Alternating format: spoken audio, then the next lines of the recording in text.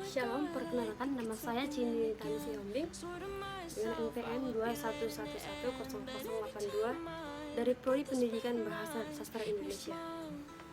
Di video ini saya akan menjelaskan bagaimana langkah-langkah meningkatkan kualitas pendidikan di SD 030384 Kanopan.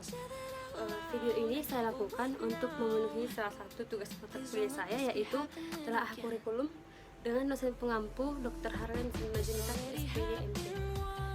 Langkah-langkah yang saya rencanakan untuk meningkatkan kualitas pendidikan di SD 030384 Kanopan.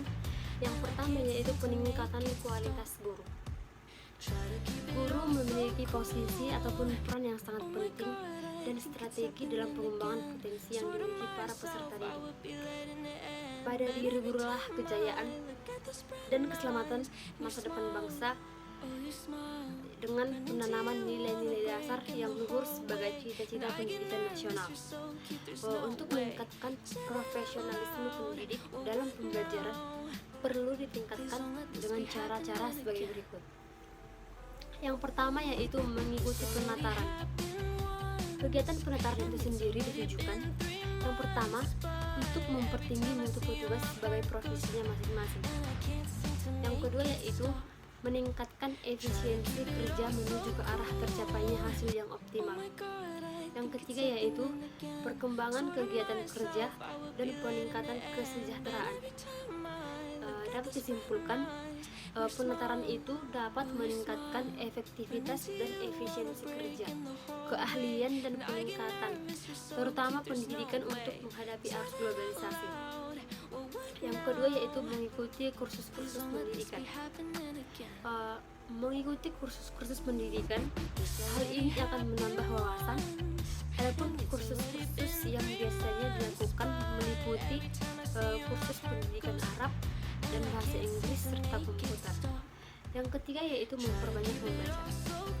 Menjadi guru yang profesional tidak hanya menguasai atau membaca dan hanya berpedoman pada satu atau beberapa buku saja. Guru yang berprofesional haruslah banyak membaca berbagai macam buku untuk menambah bahan materi yang akan disampaikan, sehingga sebagai pendidik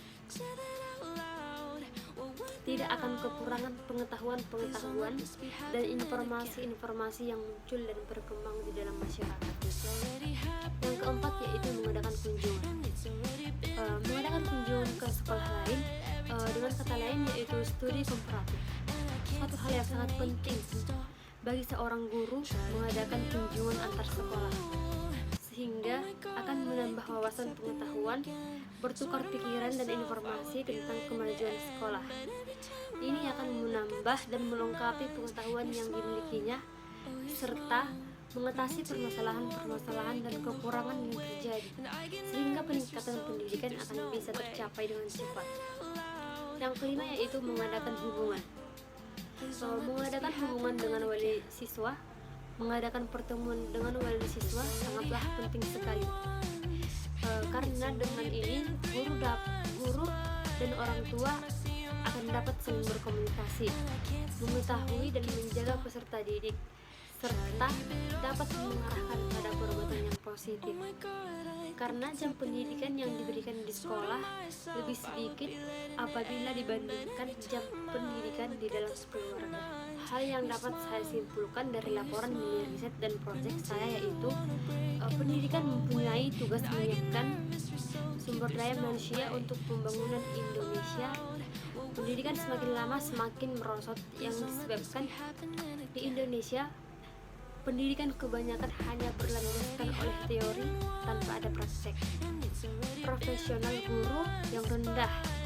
Jika pendidikan Indonesia saat pembelajaran berlangsung saat teori dibarengi dengan praktek, pasti teori tersebut akan mudah diserap atau dimengerti, serta dibarengi juga dengan guru yang berkualitas, pasti akan menghasilkan pendidikan yang bermutu. Teknik implementasi yang pertama yaitu saat pembelajaran berlangsung, guru jangan menerangkan saja, tetapi praktekkan. Yang kedua, lakukan hal-hal yang tidak membuat peserta didik agar tidak mudah bosan. Yang ketiga, Lakukan sesekali kunjungan ke tempat-tempat yang bersejarah ataupun pengamatan tentang apa yang sedang dipelajari, sehingga peserta didik tidak hanya membayangkan tetapi sudah mengetahui apa maksud saat guru menerangkan tersebut. Yang keempat yaitu jangan membuat jam pelajaran sampai sore hari, karena ia membuat peserta didik cepat mudah bosan. Bahkan pada apa yang dipelajari mereka sudah tidak mengerti lagi. Yang kelima yaitu biarkan peserta didik itu berkreasi sesuai kemampuannya. Yang keenam, ikuti bakat dan minat peserta didik, jangan pernah mengekangnya. Hari prediksi kemungkinan dengan cara seperti ini peserta didik bersemangat dan semakin tumbuh rasa kemauan ingin belajar. Jika kita membuat sistem pembelajaran yang tidak membuat mereka bosan dan bahkan mereka akan mampu berkreasi atau tumbuhnya inovasi-inovasi baru dari mereka. Jika peserta didik akan seperti ini, maka pendidikan Indonesia akan berkualitas. Sekian yang dapat saya sampaikan mengenai kesimpulan ataupun laporan dari mini riset dan rekayasa ide yang saya buat. Jika ada tutur kata yang salah atau kurang berkenan di hati para pendengar, saya mohon maaf dan terima kasih.